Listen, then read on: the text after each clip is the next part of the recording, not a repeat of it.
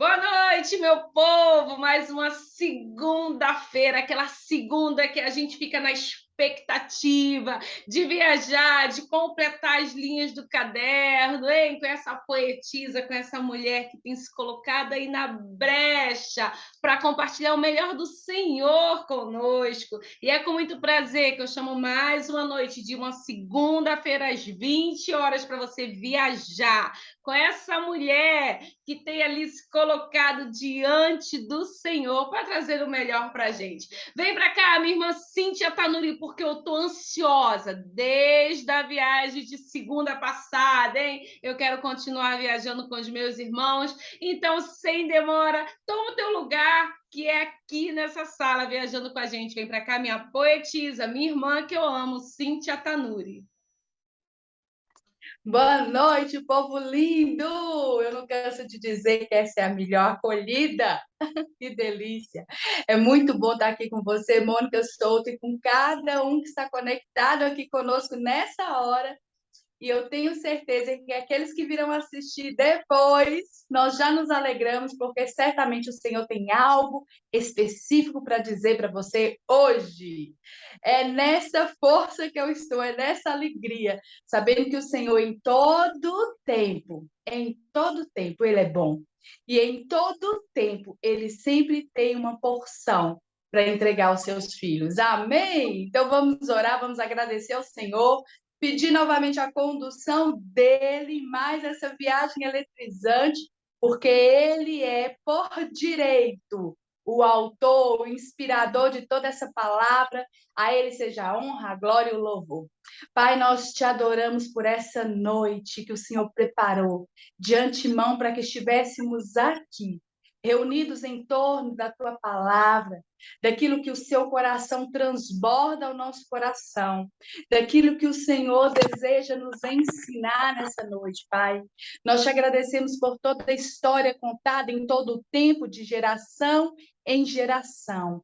E por essa história chegar até os dias de hoje, na minha vida, nas nossas vidas, de todos aqueles, Pai, que se atentam para as tuas verdades, que desejam conhecer ao Senhor.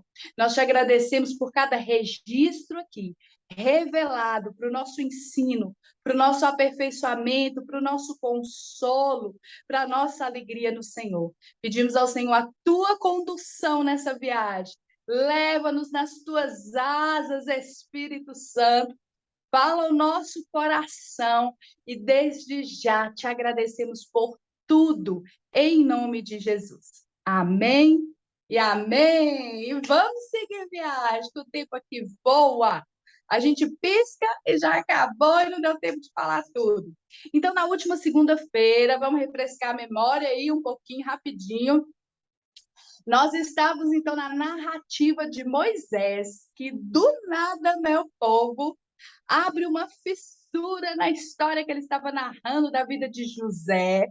Todo mundo ali concentrado, José é lançado no poço, José passa todo aquele perrengue ali, aquele desespero que a gente imagina, né? José é vendido e de repente lá vem Moisés, abre um hiato, uma fissura nessa história e do nada começa a narrar, só que a gente sabe que não é do nada, porque quem está inspirando Moisés a escrever é nada mais, nada menos que o Espírito Santo de Deus, que não erra, que não falha, que não desperdiça nada. Então Moisés começa a narrar a história aí de Judá. Judá é o quarto irmão de José. Lembram-se? Lembra que o irmão mais velho, Levi, ele fala assim: não vão matar o menino, não, gente. Não vão matar, não, não dá só um susto. Joga ele no buraco, deixa ele lá. Ele queria dar um susto nele, mas não vão matar, não. Ele queria livrar a vida de José, que ele teria que prestar conta ao pai dele. Mas enquanto ele sai ele de perto dos irmãos, olha a ideia de Judá. Peraí, matar por matar, não vão ganhar nada. Vamos vender esse menino, a gente se livra dele e ainda embolsa um dinheirinho aí. Então, Judá, esse personagem, agora vai entrar no capítulo 38. De cheio a gente vai ver que ele se isolou da família, ele foi para uma outra terra. Nós falamos aqui das considerações dos grandes historiadores, que certamente a culpa dele, né, esmagadora ali, de ver o pai sofrendo dia e noite, se recusando a ser consolado a cessar o luto, faz com que ele se aparte. Isso aí a gente não tem como afirmar, mas é uma consideração válida diante dos fatos incomuns que a gente está vendo nessa narrativa. Por quê? Por que esse homem sai da casa do pai? Assim do nada não foi, né, meu povo? Mas ele casa ali com uma estrangeira, a gente vai ver toda aquela narrativa, ele vai ter 3 filhos, nós já lemos isso aí, passeamos por tudo, chegamos na narrativa ali, onde, surpreendentemente, ele vai gerar um filho na nora, sem saber, Tamar entra nessa história, uma estrangeira, só para a gente ler lá em Mateus depois. E Deus vai usar uma improvável de novo. Assim como nessa mesma narrativa, no capítulo 1 de Mateus, depois se você quiser conferir, está lá o nome de Tamar, nós lemos aqui na última segunda, junto com quem que vai estar lá? Com Ruth, que também não era do povo de Deus, e entra na genealogia direta do Cristo, junto com Raabe, uma total improvável, uma mulher da vida, como a gente chama aqui nos nossos dias, uma meretriz ali, e ela por fé, por crer e por servir o povo de Deus também vai ser contada nessa história também, né? E Tamar dessa forma vai entrar, porque ela vai gerar esses 2 filhos, 2 meninos. Nós falamos aqui daquela cena também icônica na hora do parto, meu povo. Gêmeos, a mulher ali não tinha como saber que era gêmeo. Naquele tempo não tinha ultrassom, ei, não tinha essas facilidades, não. Era segredo total, ninguém sabia o sexo, ninguém sabia quantos meninos tinha no ventre. A não ser com Raquel, que foi consultar o Senhor, e o Senhor falou: ó, tá essa bagunça aí no seu ventre, tá, chega, tá te incomodando de tanto que mexe esses meninos, deixa eu te contar, porque são 2. E ele diz mais para ela. Ele diz: são 2 nações que estão aí no seu ventre. Mas aqui no caso, né, de Tamar, ela não sabia, e na hora do parto, a parteira vai ver algo inusitado. Uma das crianças coloca o bracinho para fora.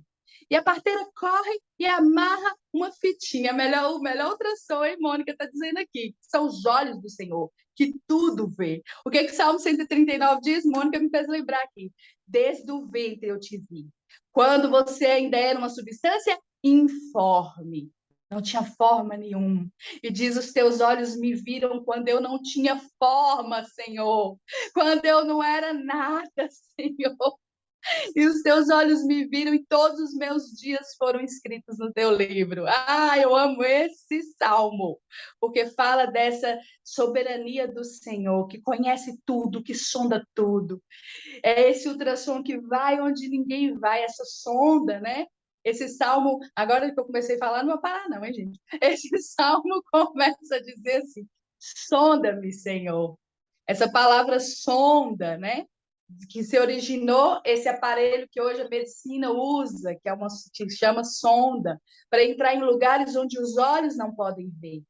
A sonda vai ali onde está oculta aos olhos humanos e prescruta o que está acontecendo no seu intestino, né? No seu útero. A sonda vai em lugares que o olho humano não vê. E o salmista diz: o Senhor é o Deus que me sonda, me conhece, me esquadrinha. Quer dizer, cada quadradinho, cada cantinho o Senhor vê e conhece. Esse é o nosso Deus. Então, vamos voltar para a história aqui, senão eu me perco, meu povo. Mas aí, Tamar, então, ela com os gêmeos ali, vai ter essa surpresa. Imagina a parteira vendo esse bracinho saindo, hein, gente? Porque o natural é sair a cabeça, né? Primeiro da criança. O parto natural e seguro é quando começa a criança a nascer pela cabeça. Sai um bracinho, ela corre e marra ali uma fitinha para dizer que aquele era o primeiro filho. Mas, como nada, né? É tão natural assim, quando estamos falando das obras do Senhor, porque ele sempre foge à nossa lógica, a lógica de Deus está sempre na contramão da nossa, humanamente falando. O menino recolhe o bracinho, gente, e depois quem nasce é o outro.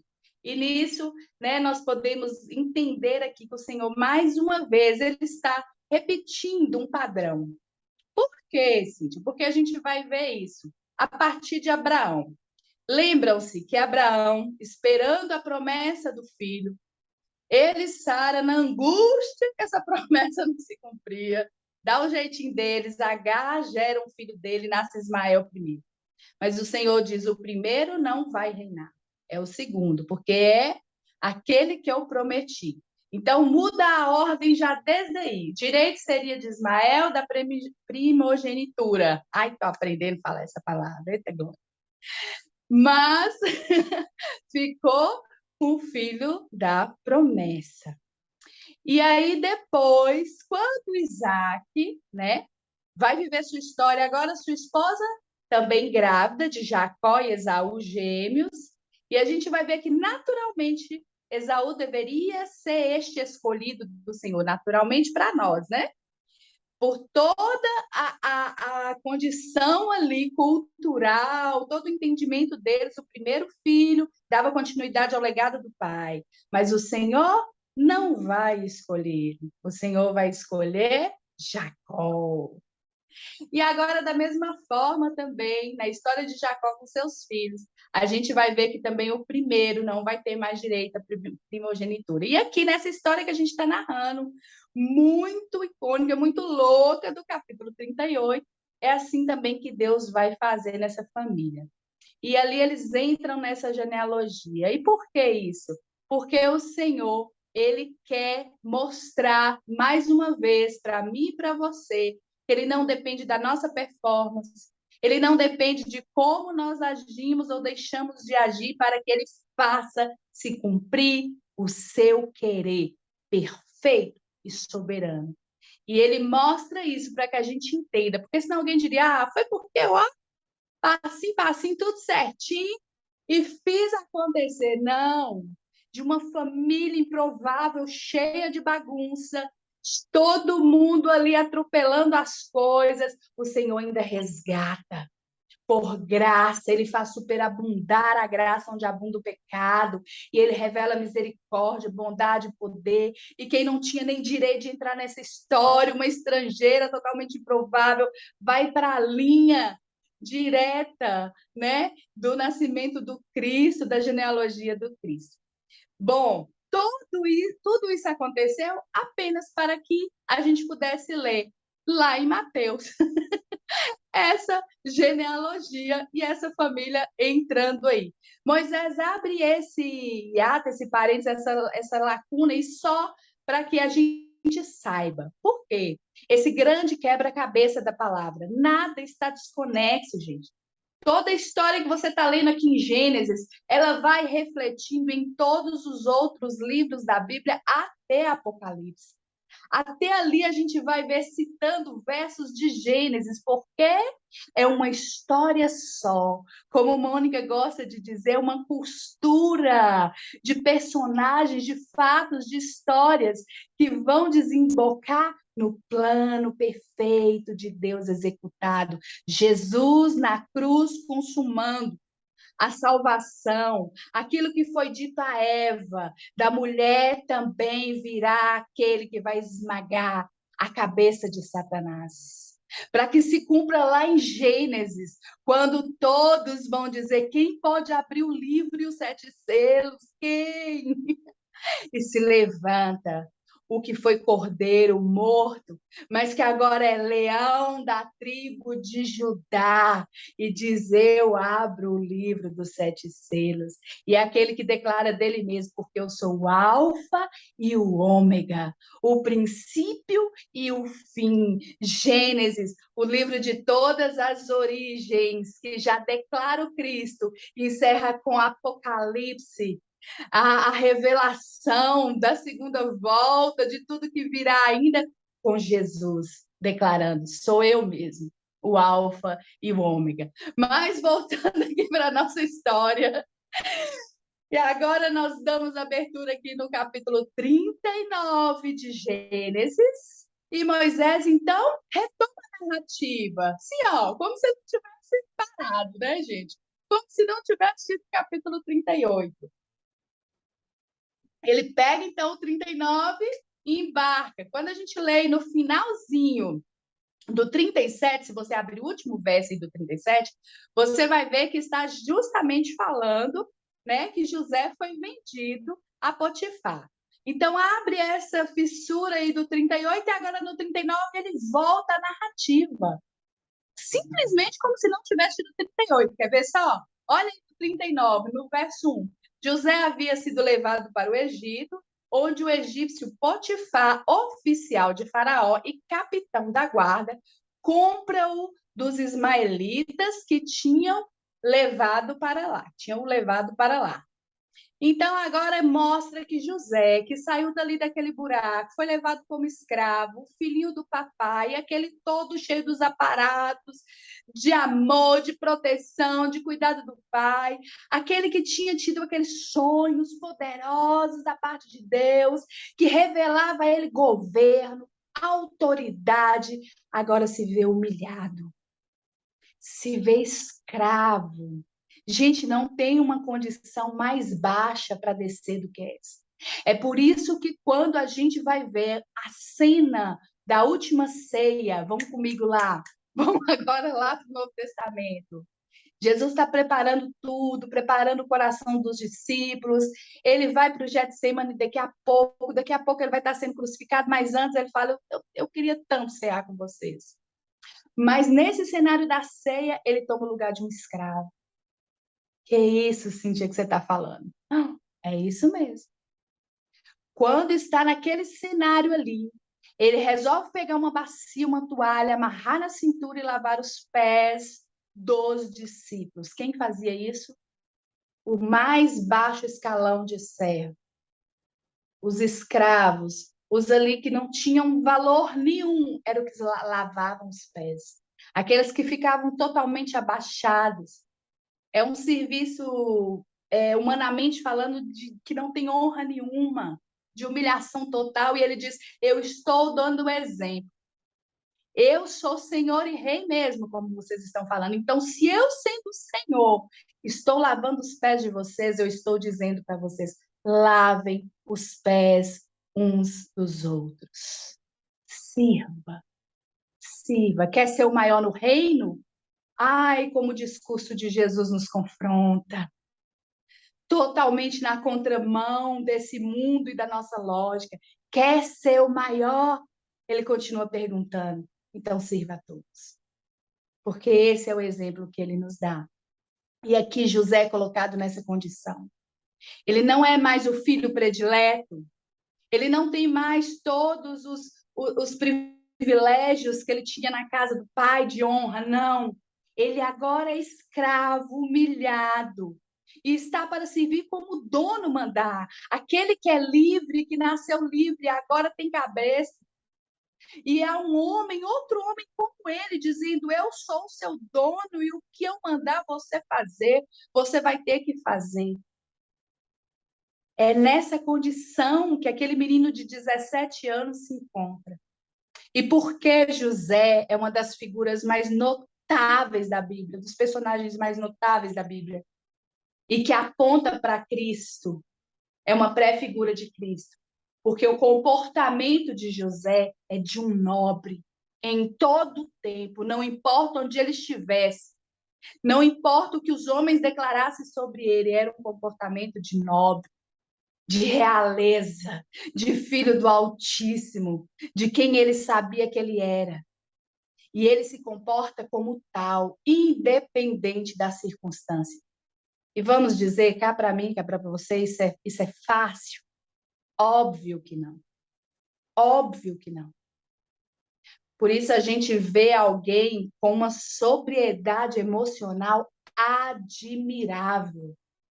E vamos considerar aqui, hein, um menino, um adolescente, mas um homem forjado nos princípios inabaláveis e eternos de Deus, ao ponto de não ser sucumbido por nada do que ele viveu, até que se cumprisse a promessa. E o que era sonho se tornou realidade. E daqui a pouquinho a gente vai chegar lá e a gente vai ver José sentado naquele lugar de governo. Mas aqui ele está entrando na casa de Potifar, hein? E no verso 3, no verso 2 diz: o Senhor estava com José, de modo que este prosperou e passou a morar na casa do seu senhor egípcio. O que está acontecendo aqui? Ele é levado como escravo, os escravos não tinham acesso à casa do seu senhor, mas esse José, no meio de tantos outros escravos, porque pensa comigo, não tinha só ele não, tá, meu povo? Tinha muitos outros ali, ele se destaca. Como alguém se destaca sendo escravo? Ele tinha que estar murmurando, tinha não, Mônica? Chorando, o que que me fizeram? Eu quero meu pai, eu quero minha casa. Eu tinha que estar rasgando as vestes, era o natural, mas não. Ele podia estar sangrando por dentro, chorando por dentro, tendo seus questionamentos naturalmente, mas o coração dele estava dizendo: eu sei que o Senhor é o meu Deus e está comigo e não vai me abandonar. Eu creio que esse menino orava de noite, dizendo: meu pai não está aqui, os olhos do meu pai não estão sobre mim, mas os teus olhos me veem, Senhor. O Senhor está comigo, o Senhor é a minha força, o Senhor é a minha destra fiel. Eu creio que ali José se auto-animava na fé, no ânimo, para suportar essa dor, esse flagelo, essa separação, essa traição, essa injustiça. Não tem algo tão terrível, ou mais terrível, algumas pessoas dizem isso, do que a injustiça, e eu concordo. A injustiça é algo que dói demais. Quando você é acusado de algo que você não fez, quando você tem que pagar por uma conta que não é sua, aquilo não desce, gente. Aquilo fica entalado. Só Deus para nos ajudar nisso. E o exemplo maior, Jesus, o justo, sem pecado, que pagou a minha e a sua conta. Hebreus vai dizer que a cédula contrária a nós, a dívida que era nossa, foi cravada nele. E ele pagou, e sabe quando risca e coloca assim, ó, tá paga. Você não deve mais nada. Ele pagou para mim e para você. Mas nós sentimos muito essa dor da injustiça. Ela é terrível, hein? E aqui José, então, ele prosperou de tal maneira entre os escravos, onde ele estava separado da casa, que agora ele é levado a um posto maior de escravo. Eu continuo sendo escravo, mas agora eu estou com o pé dentro da casa do Senhor. Ele se destaca, porque a Mônica falou uma palavra aí, que foi a palavra que o Senhor falou comigo o dia todo, hein, Mônica? No início, quando você abriu. O melhor.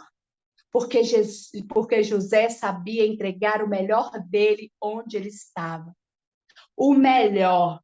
Eu estou quebrado, eu estou sofrendo, mas eu estou aqui, eu vou fazer o meu melhor. Não tem jeito, gente. Onde o cara ia, ele brilhava a luz dele. Aquela luz que os irmãos tentaram abafar. Você está incomodando, está chamando atenção demais, está brilhando demais. Vamos abafar essa luz. Não tem como. Não tem como. Sai pelos poros. E ela não tem como não ser perceptível, ela é perceptível de qualquer forma. Alguém olhou e falou: opa, esse escravo é diferente, hein?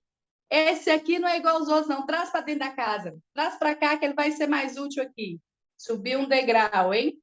No verso 3 diz o seguinte: quando este, o senhor dele, né, Potifar, percebeu que o Senhor estava com ele e fazia prosperar em tudo que ele realizava. Verso 4. Agradou-se de José e o tornou administrador de todos os seus bens. Potifar deixou a seu cuidado a sua casa e lhe confiou tudo que possuía. Presta atenção nisso, verso 5. Desde que o deixou cuidando da sua casa e de todos os seus bens, o Senhor o abençoou e abençoou a casa do Egito por causa de José. A bênção do Senhor estava sobre tudo o que Potifar possuía, tanto em casa como no campo. Uau! Diz um uau aí comigo, diz um glória a Deus, diz um aleluia, diz qualquer coisa. Por favor, se maravilhe com isso nessa noite. Aquele homem que não era do povo de Deus, que não servia a Deus de alguma forma, disse: opa, o Deus desse homem é com ele. O Deus desse escravo é com ele, hein? O Deus dele é com ele, é notório, eu posso ver. Em tudo que eu coloco ele para fazer, ele prospera. Tudo que vinha nas mãos de José, Deus abençoava, Deus era com ele. Lembra-se do pai de José, na casa do sogro, cuidando do rebanho do sogro e prosperando o negócio. E Deus falava o quê? Porque ele era com Jacó. Era porque Deus era com Jacó, que o rebanho do sogro prosperava. E agora se repete na vida do filho, na vida de José. Aqui está claro dizendo que a casa de Potifar começou a prosperar por causa de José. Então eu vou dizer a mesma coisa que eu disse naquele capítulo. Quando Deus é comigo e com você, onde nós estivermos, seja onde for, a bênção do Senhor vai nos acompanhar. E ela vai ser notada, ela vai ser vista. Alguém vai dizer, mas como tanta tormenta essa mulher tem paz, hein? Que tanto de problema e essa mulher tem um sorriso no rosto, esse homem tá firme, tá forte, é ventaval para lá e para cá. Como é que suporta, hein? Como é que no meio de uma crise dessa ele ainda está prosperando, está crescendo, desenvolvendo? O que é isso? É a bênção do Senhor. Ela não nos isenta da dor, deixa eu te dizer isso aqui, eu preciso deixar isso bem claro. Não vai nos isentar da dor do processo. Não se iluda, não se engane. Vai ter choro, vai ter aperto, vai ter dor, vai ter confronto, vai ter aquele esticar do Senhor para te colocar no prumo, na linha, no padrão dele. Vai, mas vai ter bênção, vai ter provisão, vai ter cuidado, vai ter livramento, vai ter coisas surpreendentes que os outros vão olhar e falar assim, como? E você vai dizer, eu também não sei, só sei dizer que é Deus na minha vida. A ele a honra, a glória e o louvor, e foi dessa forma. Então, aqui José passa daquele rala escravo para administrador de todos os bens de Potifar. Tudo que ele tinha na cidade, no campo, ele se torna um gerente geral de tudo. E Potifar confia tanto nele, que olha só o verso 6 aí, olha. Assim, deixou ele aos cuidados de José tudo que ele tinha. E não se preocupava com coisa alguma, exceto com sua própria comida. José era atraente e de boa aparência. Então, no verso 6 vai dizer o quê? O homem ficou tão à vontade, confiou tanto, não só nos dons de administrador de José, como na fidelidade. Entregou tudo e falou: é um homem honesto, é um homem fiel, não precisa se preocupar com nada, só vou preocupar de comer, mais nada. O resto está na mão dele. José, sabe o que é isso? Quer dizer que, literalmente, José comprava, José vendia, contratava, despedia, José investia, José fazia tudo, meu. Aquele homem muito rico deixou tudo nas mãos de José. E aí eu quero te dizer uma coisa, presta atenção e anota essa. Essa é a escola de Deus. Ele, na casa do pai dele, nunca, presta atenção nisso, teria oportunidade de ser treinado como ele foi na casa de Potifar para se cumprir a promessa do sonho que Deus deu a ele de governador, de lugar de autoridade. Aqui começa o treinamento do Senhor. Aqui começa a escola do Senhor. Aqui ele está aprendendo a administrar o que não é dele com retidão. Aqui ele começa a entender. Aqui nós podemos dizer que é um micro do macro que Deus vai fazer na vida dele. É treinamento. Pode ter certeza, se você tem uma promessa na sua vida, antes que ela se cumpra, vai ter treinamento. Porque Deus não vai te entregar algo que ele já preparou, que está prontinho, antes de te preparar. Senão a gente estraga, a gente desperdiça. É como o odre. O odre velho que não comporta o vinho novo, se perde os dois. Perde o odre e perde o vinho. Se Deus me entregar as minhas promessas antes que eu esteja preparada, eu estrago tudo. Então, antes da promessa, vem o treinamento. Antes do sonho estabelecido, José está sendo preparado. E no meio desse preparo, tem mais coisa para afinar o caráter desse homem. Já viram um poema de Carlos Drummond de Andrade que o título é assim: E agora, José? A gente pode fazer essa pergunta para o personagem aqui. E agora, hein, José?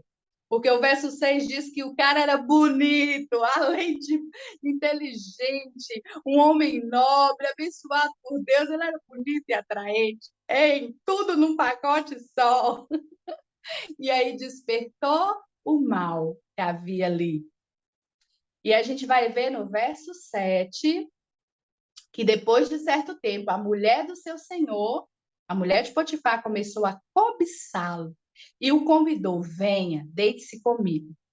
Os historiadores dizem que esse convite aqui no hebraico, na língua original, ela é tão depravada que não dá para ser colocada. Foi um convite bem escancarado e muito ousado para aquele tempo que aquela mulher fez. Descaradamente, ela fala com ele: vem se deitar comigo, vamos ter relação. E aqui, no verso 8, diz que José se recusou. E agora, hein, José? Agora é a prova, maior ainda, agora é a tentação. Ele se recusou e ele diz: meu senhor não se preocupa com coisa alguma da sua casa. Em tudo ele deixou os meus cuidados. Ninguém dessa casa está acima de mim. Ele estava na posição máxima ali, na casa de Potifar. Ele nada me negou a não ser a senhora, porque é a mulher dele. Como poderia eu, então, cometer algo tão perverso e pecar contra Deus? Presta atenção nessa afirmação de José. Ele entende, ele dá todas as explicações para ela. Presta atenção, eu era só um escravo, ele me colocou como administrador, não tem ninguém acima de mim aqui, ele me entregou tudo. Como é que eu vou fazer uma maldade dessa com ele? Uma traição dessa com ele? Não, de maneira nenhuma, mas ele encerra dizendo: como eu posso pecar contra o meu Deus? A diferença de José, muitas vezes, para nós, é que muitas vezes a gente leva o pecado como se fosse uma ofensa aqui na horizontal contra alguém humano. Não. E o Senhor e José está nos ensinando: tudo que eu fizer aqui, que eu quebrar um princípio de errado, eu estou diretamente ofendendo a Deus. Eu estou pecando é contra ele. Antes de eu pecar contra você, contra o seu esposo, que é muito bom para mim, eu estou pecando contra o meu Deus. Como é que eu posso fazer isso? Não posso. É o que ele está dizendo. Eu não posso pecar contra o meu Deus. José, ele tinha toda a consciência de tudo que ele estava vivendo ali, sim, de todo o poder que ele tinha ali, aquilo podia ter subido para a cabeça dele. Ele vai dizer: ó, tudo ele entregou na minha mão, menos você. Ele podia dizer: tá tudo aqui mesmo, o cara facilitou tudo para mim, hein? Ela tá me dando mole, como a gente diz nos dias de hoje. Tá fácil, fácil aqui, mas ele diz: não vou me dobrar ao mal, nem ao desejo corrupto do meu coração, porque pensa, ele é um jovem, um rapaz, com os hormônios pulando ali, tudo, aos 17 anos, ou 18 ali no máximo. E uma mulher se oferecendo assim para ele, mas ele diz: eu não farei isso contra Deus. Eu não vou pecar contra o meu Deus, mesmo depois de traído, vendido, depois de ter se decepcionado tanto com o sangue do seu sangue, de ter sido humilhado. Ele permanece fiel a Deus. Por isso ele pode ser fiel a Potifar, porque em primeiro lugar ele é fiel a Deus. E aí ele é fiel a ele mesmo, aos seus princípios que o governam. E aí então ele pode demonstrar fidelidade ao seu patrão. E é assim que tem que ser comigo e com você. Não importa onde estivermos, no trabalho, servindo a quem for, servimos ao Senhor em primeiro lugar. Paulo vai dizer que aí vocês comam, bebam, faça qualquer coisa, faça para a glória dele. Se está trabalhando, não importa onde, o que esteja fazendo, faça para a glória dele. E é assim que o nome do Senhor é glorificado e nós somos fortalecidos nele. Então, ela vai continuar assediando. Isso não foi uma vez só, outra não. Olha aí no verso 2, ela chega a agarrá-lo. Ela estava o tempo inteiro em cima dele, ele resistindo ao mal. Eu acho que o tempo não vai dar para a gente terminar essa história aqui. Mas eu preciso encerrar com algo que nós deixamos registrado aqui. Mônica Souto, Cíntia Tanduri, no livro Eu Sou Gente que Transborda, porque essa foi a primeira história que o Espírito Santo nos inspirou a escrever para falar de alguém que transborda, transborda de fidelidade, de princípios a Deus, de honra. E aqui está escrito assim, vou ler para vocês rapidinho, espero que o tempo dê. É de admirar a sobriedade emocional, essa capacidade de gerir emoções que José tinha em momentos de crise. Ele foi rejeitado, banido do convívio de sua família, passando de homem livre a escravo. Em meio à sedução, à difamação, foi acusado injustamente, condenado à prisão, aparentemente esquecido. A lista de tribulações na sua vida, na vida desse personagem, é extensa. Espanta-nos é ver este homem retribuir sempre de forma tão positiva, não se permitindo ser roubado de si mesmo, da sua essência, mesmo diante do contraste sombrio das circunstâncias que o cercava. É muito estimulante para mim e para você perceber que ele não se moldava ao meio. Pelo contrário, o movimento que vemos ele fazer de agente de transformação. Uau! Onde José pisa o pé dele, a atmosfera é transformada e a glória de Deus é notória. E vamos continuar essa história. Acredito que na próxima segunda, porque deve estar faltando quantos minutos aí? Não sei. 3. Então, nesses 3 minutos, eu queria que você pensasse exatamente isso comigo. Eu queria que você anotasse aí, se der tempo, 1 Samuel 17, o versículo 34, o versículo, 32 e 35. 33 e 34, desculpa, corrigi de novo. É quando Davi se apresenta para Saul e diz: eu quero derrotar Golias. E Saul diz: você não tem condição, menino. Não está vendo que não tem condição? É um gigante. E ele diz: mas antes, quando eu cuidava do rebanho do meu pai, Deus entregou na minha mão o leão e o urso que queria tomar o rebanho. E aí ele vai contar para Saul como foi que ele defendeu o rebanho daquilo. É a mesma coisa que nós estamos vendo na vida de José. Antes de José chegar ao governo do Egito ali, hein? Ele vai passar por essas situações na casa de Potifar e na prisão para aprender a administrar riqueza e aprender a administrar na escassez. Para quando ele chegar lá no governo, ele saber exatamente quem ele é. Ele é a resposta de Deus ao Egito. Amém ou não amém? E assim como Davi, nós também vamos ser treinados. Hein? Se está matando urso, se está matando leão, não assusta não. Deus está te treinando para você tombar o seu gigante. Que o Senhor nos abençoe nessa força, fortalecidos na força dele, para saber que nós nele já somos mais que vencedores. Para a glória do Senhor. Amo viajar com vocês e até a próxima segunda, se o Senhor assim nos permitir. Seguimos juntos nessa jornada incrível da vida desse personagem que tem muito a me ensinar e a te ensinar. Amém? Até a próxima segunda.